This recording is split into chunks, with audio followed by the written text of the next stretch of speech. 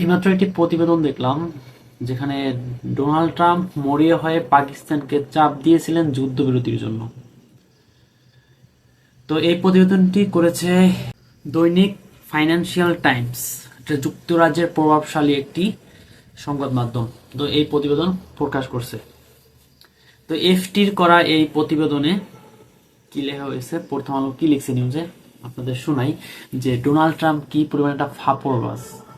মানে ও যে মনে হয় ফাঁকা বলি দিছে আর যে হুমকি তামকি দিছে ইরানকে, আর অন্যদিকে ও কি কাজটা করছে, মানে পাকিস্তানের উপর চাপ দিছে যেন পাকিস্তান সমঝোতায় আইনা যেন যুদ্ধবিরতি এনে দেয়। তো নিশ্চয় পরে শোনাই। মার্কিন প্রেসিডেন্ট ডোনাল্ড ট্রাম্প একদিকে ইরানকে ধ্বংস করার হুমকি দিচ্ছিলেন, অন্যদিকে দাবি করছিলেন তেহরান নিজেই বাঁচার জন্য শান্তি চুক্তি ভিক্ষা চাচ্ছে। কিন্তু পর্দার আড়ালে হোয়াইট হাউসই একটি সাময়িক যুদ্ধবিরতির জন্য উঠে পড়ে লেগেছিল। অর্থাৎ ডোনাল্ড ট্রাম্পই চাইতেন যে একটা যুদ্ধবিরতি দরকার, কারণ টানা 45 দিন ধরে যুদ্ধ হইতেছে। তো এই মুহূর্তে একটা যুদ্ধবিরতি দরকার, সমঝোতা দরকার। সংশ্লিষ্ট ব্যক্তিরা বলেছেন কয়েক সপ্তাহ ধরেই ট্রাম্প প্রশাসন পাকিস্তানের উপর চাপ দিচ্ছিল যাতে করে ইরানকে বুঝিয়ে যুদ্ধ থামানোর ব্যবস্থা করে হরমুজ প্রণালী খুলে দেয়। পাকিস্তান একটি মুসলিম দেশ এবং প্রতিবেশী হওয়ার কারণে ওয়াশিংটন মনে করছিল তাদের মাধ্যমে প্রস্তাব ফেরালে ইরান সেটা সহজ মনে করবে বা সহজভাবে মেনে নেবে। তো এফটিআই প্রতিবেদনে বলা হয়েছে পাকিস্তানের সেনাপ্রধান জেনারেল আসিম মুনির এই গোপন তৎপরতা চালান, যার ফলে গত মঙ্গলবার রাতে 2 সপ্তাহের এই যুদ্ধবিরতির ঘোষণা, অর্থাৎ 2 সপ্তাহ যুদ্ধবিরতি চাইছে ডোনাল্ড ট্রাম্প।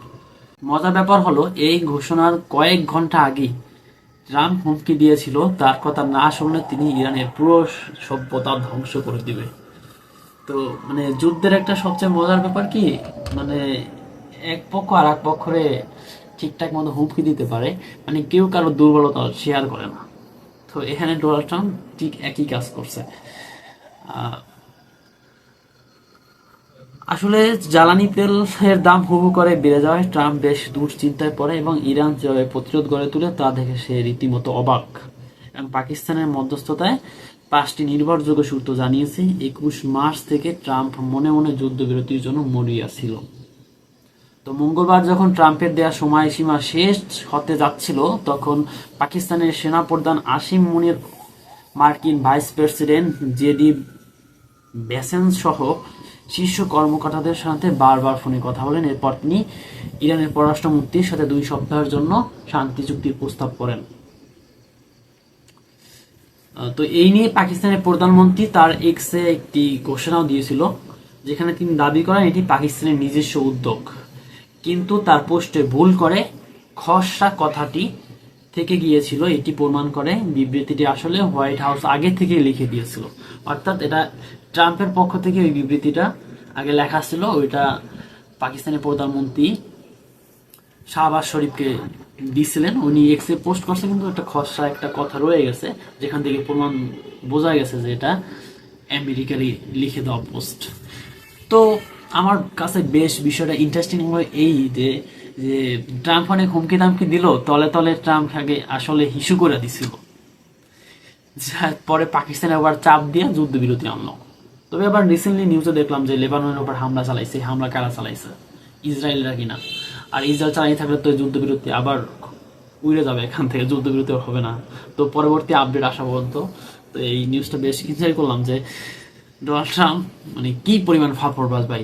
যুদ্ধ তো এইটাই হয়, এক দল আর এক দলকে মানে মারাত্মক ভাবে যে যত পারে হুমকি ধামকি দেয়। যদিও ইরান এর অনেক ক্ষতি হয়েছে, 2000-এর উপরে মানুষ মারা গেছে ইরানে। আর ইসরায়েলটা তো সাধারণত তাদের হত্যাযোগ্য এসব নিউজ প্রকাশই করে না। তো আমরা চাই যুদ্ধ শেষ হোক, যুদ্ধবিরতি আসুক, মানুষের জীবনগুলো বাঁচুক এবং দেশ স্বাভাবিক হোক।